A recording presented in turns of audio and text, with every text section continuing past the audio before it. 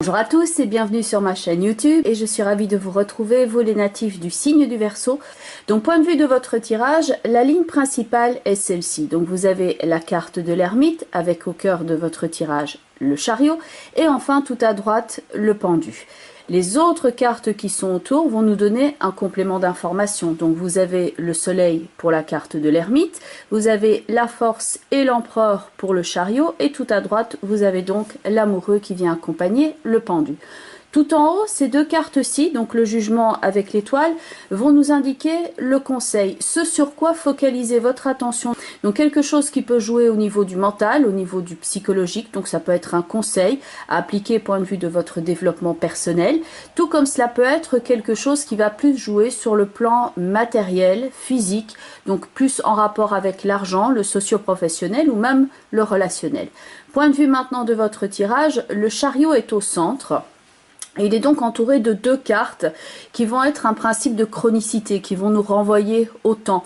Il y a la carte de l'ermite qui va exprimer les délais et la carte du pendu qui peut donc quelquefois, entre autres choses, parce que ce n'est pas que cela, indiquer une forme de ralentissement ou une forme de blocage. Le chariot qui est ici au centre peut vous rappeler les qualités que l'on attribue à votre signe, l'indépendance, le fait d'aller de l'avant, l'innovation. Et en ce moment, eh bien, vous êtes entouré de ces deux cartes-là qui indiquent qu'il va falloir prendre le temps, que vous avez envie, comme l'indique la carte du jugement et de l'étoile, de vous restaurer point de vue de votre énergie, que vous avez besoin de prendre du temps pour vous, de vous restaurer, peut-être de vous reposer un petit peu ou d'élaguer certaines activités ou alors en tout cas de mieux les organiser afin de conserver votre énergie et de ne pas vous diluer dans l'action. Parce que ce chariot a résolument envie d'avancer, mais maintenant il y a une question de direction aussi afin d'atteindre le but. Et donc, il ne faut pas perdre son énergie. Vous ne pouvez pas être à gauche et à droite en même temps. Il peut y avoir un surcroît d'activité, mais afin que les choses soient bien faites, il faut être de 1 très organisé, mais il faut aussi vous écouter. Il y a peut-être quelque chose dans votre rythme de vie ici qui vous impose quelque part le fait de vous adapter par rapport à l'événement et d'enfin mieux vous ressentir dans votre peau et de ne pas être dans cette course à l'échalote comme essaye de faire le chariot qui est en plein milieu. Le chariot, alors désolé pour le petit reflet de mon plafonnier, mais je ne sais pas trop faire autrement. Si j'éteins, après on est dans l'éclairage à la bougie et ça n'éclaire pas assez non plus, donc j'essaye de faire au mieux. Donc la carte du chariot, il y a les deux chevaux ici. Ce chariot, pour avancer, doit toujours bien maîtriser les deux directions. Et là, avec les compléments d'information, il y a de 1, la force qui essaye d'entraîner un cheval de son côté. Et il y a l'empereur qui essaye d'en entraîner un de son côté à lui. Donc là, vous risquez de vous retrouver écartelé entre plusieurs occupations, plusieurs domaines de votre vie. Donc il va falloir maintenant déterminer de 1, qu'est-ce que tu souhaites vraiment? L'ermite avec le soleil, à quoi souhaites-tu maintenant dévouer ton temps? Et oui, par rapport à la planification que vous en aviez faite bien sagement, il y a peut-être un réajustement ici avec le pendu et l'amoureux, parce que c'est toujours comme ça que ça se passe, on fait les plans, et puis il y a la vie qui vient s'intercaler entre vos plans. Ça peut être d'ailleurs assez riche, avec le jugement ici et l'étoile, ça peut être vraiment une période de calme, une période où les choses sont vivantes, où les choses se font dans la fluidité avec le jugement et l'étoile. Il y a l'idée, ça peut jouer sur plusieurs plans, mais d'une forme de cure de jouvence, quelque chose qui vient vous régénérer au niveau de votre énergie. Alors que dans la force et l'empereur, ces deux-là qui se font face à face, par rapport au chariot qui essaye d'avancer, il y a cette notion de combat, de pénibilité, que ce n'est pas facile entre ces deux-là qui veulent tous les deux maîtriser l'action. Il peut y avoir une forme de conflit. Ça peut être intéressant aussi quand on additionne les cartes, donc les chiffres qui sont associés aux cartes, d'avoir l'information sous-jacente. Quand on additionne la force et l'empereur, ça nous donne le diable. Il vaut mieux pas que ce soit lui qui conduise le chariot dans votre cas.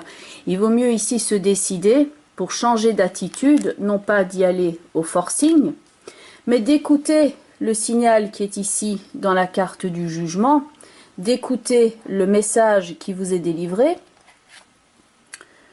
afin que vous preniez en compte certaines informations.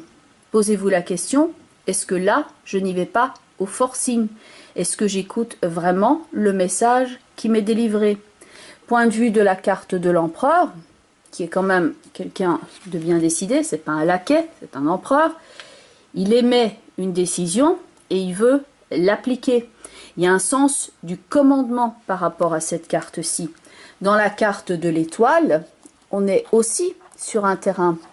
Alors si j'arrive à l'attraper, voilà. Donc on est aussi sur un terrain, on est en toute liberté, il y a une idée de relâchement.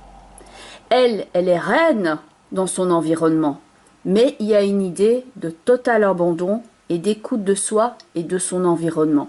Donc ici, n'essayez pas d'y aller au forcing, mais écoutez-vous, écoutez votre énergie afin que celle-ci soit productive, afin d'arriver au but escompté. Qu'est-ce que vous souhaitez réellement? L'ermite regarde le soleil, construire. Et il y a peut-être, ici dans le pendu et l'amoureux, la nécessité de prendre son temps et éventuellement de réévaluer, voire de vous faire aider par certaines personnes extérieures, par des amis ou d'autres, mais d'aller rechercher, non pas ici sur le plan matériel, le fait d'arriver coûte que coûte à un but, l'obstination c'est bien, mais il y a le moment où on est trop opiniâtre et en fait on devient buté. Donc ici le chariot fait bien de s'écouter afin d'atteindre son objectif, qui est donc peut-être dans un premier temps de vous écouter et de prendre soin de vous. Point de vue des cartes, au niveau des portes de l'intuition, elle renvoie d'ailleurs à ça, c'est la carte du but. Alors quand je mélange les cartes, il y a des moments où littéralement elle saute hors du paquet et elle s'impose à moi, c'est genre regarde-moi. Celle-ci, quand j'ai pris le jeu, j'ai mélangé les cartes et elle est sortie à l'envers, genre voilà, il y a ça peut-être que tu voudrais regarder, mais moi-même je sais pas trop. Vois ce que tu peux faire avec ça, mais je sais pas. Elle est sortie un peu de façon aquaboniste, je dirais, alors qu'il y a d'autres cartes qui sortent du jeu et c'est vraiment « regarde-moi, je suis là ». La carte du but, ici, vous renvoie par rapport à l'ermite. Le chariot avance en fonction de ses choix. Le chariot regarde vers l'ermite. Qu'est-ce que tu souhaites réellement construire? La carte du soleil. La carte du but, on voit d'ailleurs le soleil qui est ici au bout du chemin, mais le chemin peut être pénible. Il y a peut-être cette sensation que oui, il faut absolument y arriver, mais que ça va mettre plus de temps, que vous devez vous réorganiser différemment. Et il peut y avoir toutes ces idées qui vous traversent l'esprit, alors que vous, au départ, vous souhaitiez simplifier tout ça, ce qu'il y a dans la carte du jugement et la carte de l'étoile. Le message de cette carte étant « garde à l'esprit la vision de ce que vous vouliez vraiment dans la vie ». Donc, ce que vous vouliez vraiment dans la vie, il est là, mais il y a peut-être une façon différente de l'atteindre, qui ne vous imposera pas ici le forcing, mais qui va vous proposer, pas vous imposer ici, mais vous proposer de prendre le temps de savourer et de ne pas être tout le temps dans la contrainte, dans les je dois et il faut. Laissez de côté pour l'instant les je dois et il faut, et ouvrez-vous avec la proposition « je choisis de faire cela ». Je me dirige maintenant pour mon équilibre, ce qu'il y a dans le jugement et l'étoile. Pour certains, ça peut même se manifester tout simplement parce que vous avez une baisse d'énergie, vous avez une difficulté au niveau du déplacement. L'ermite avec le chariot suivi du pendu pourrait indiquer une difficulté au niveau du déplacement, au propre comme au figuré. Ça peut être un véhicule, tout comme cela peut être vous, en tant qu'être, qui essayez tout simplement de vous réaliser, mais que pour l'instant, les choses ne se font pas comme vous le souhaitiez. Il y a des moments où il faut relâcher la pression. Quand ça veut pas, ça veut pas. À un moment donné, si vous essayez de vous exprimer ou que vous essayez de réaliser quelque chose et que ça bloque sans arrêt, il y a peut-être une étape importante qui est de prendre le temps, de regarder vraiment ce que vous faites et de voir s'il n'y a pas une autre façon de procéder ou alors tout simplement de changer de plan. Pour l'instant, il peut y avoir donc un blocage, il peut y avoir une zone de votre vie où ça refuse d'avancer. Ce n'est pas pour rien, c'est pour que vous ayez maintenant le regard focalisé sur ce qui est réellement important. Point de vue maintenant des autres cartes des portes de l'intuition. Ces trois cartes-là Alors j'ai vérifié après toutes les autres cartes du jeu, je me dis ça me semble quand même important. Vous avez 3 éléments qui sont dans un état de flottement. Ça m'est sauté aux yeux quand j'ai sorti les 2 premières. Donc vous avez des papillons dans la première, vous avez une plume qui flotte et vous avez le pendu ici qui se laisse en état de suspension, qui suit le courant, qui ne va pas au forcing. Le chariot, entendons-nous bien, ne va pas toujours au forcing. C'est parce qu'il y a la force ici et l'empereur que je dis ça.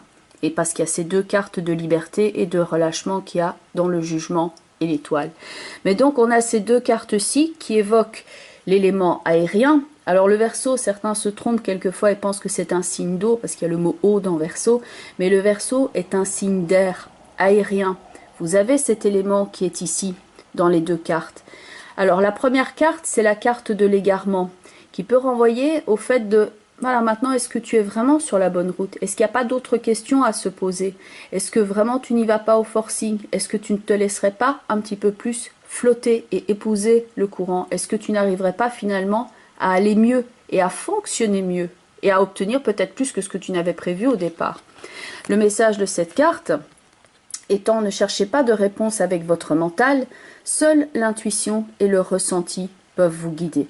Donc pas d'obstination ici au niveau du mental dans les je veux et les je dois, mais plutôt je choisis de me libérer, je m'écoute.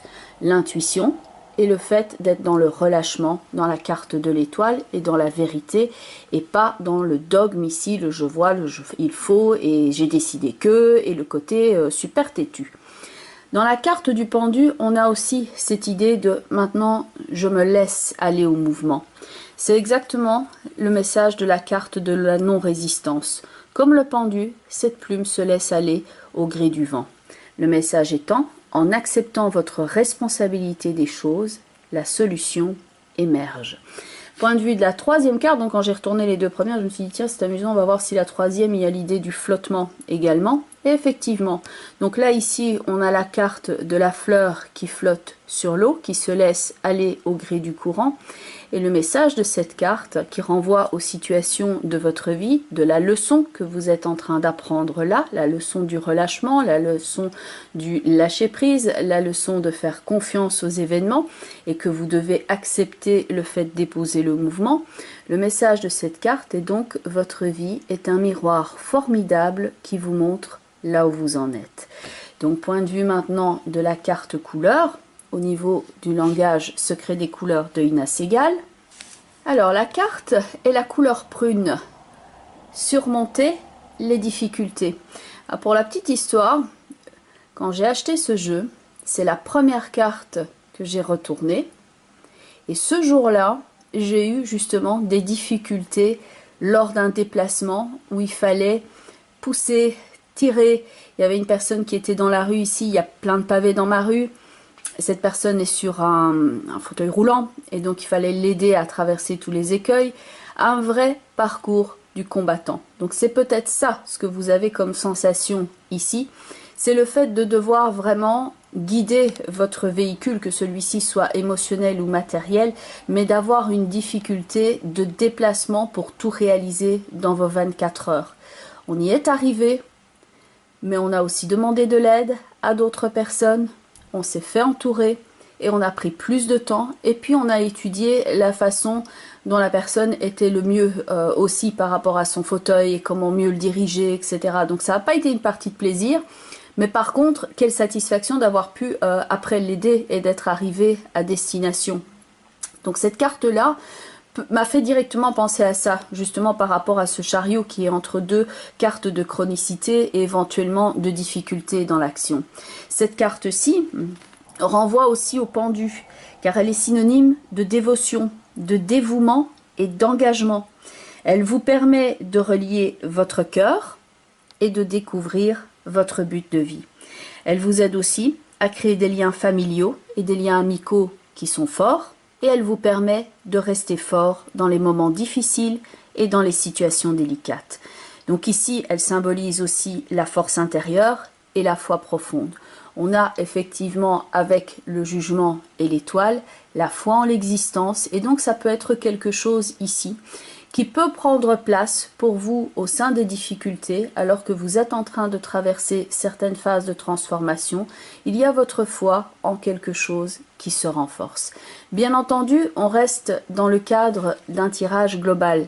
Donc si vous voulez avoir un complément d'information, je vous propose de regarder la vidéo qui correspond à votre signe ascendant. Comme ça, vous pouvez avoir un autre regard complémentaire par rapport à votre situation, ainsi que la vidéo qui correspond au positionnement en signe de la lune dans votre thème astrologique de naissance. Donc si vous êtes ascendant bélier, vous regardez la vidéo des béliers, et si vous avez la lune en cancer, eh bien vous regardez donc la vidéo des cancers.